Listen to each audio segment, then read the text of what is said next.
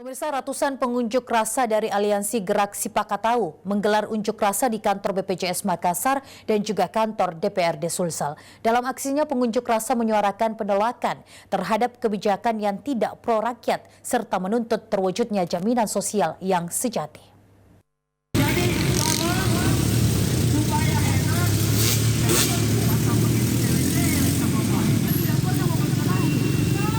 Unjuk rasa sejumlah organisasi yang tergabung dalam Aliansi Gerak Sipakatau digelar di kantor BPJS Makassar, Jalan Andi Pangeran Veteran di Makassar, Rabu siang tadi.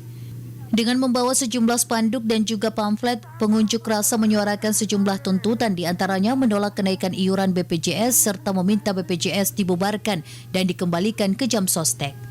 Pengunjuk rasa juga menuntut dilakukannya evaluasi dan audit sistem pengelolaan keuangan BPJS dan menuntut sistem kesehatan pada jam Kesnas dan jam Kesda dikelola langsung oleh pemerintah.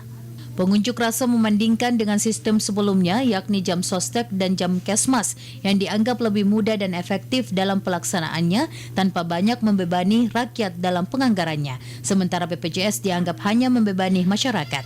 Muhammad Ikrar, Selebes TV.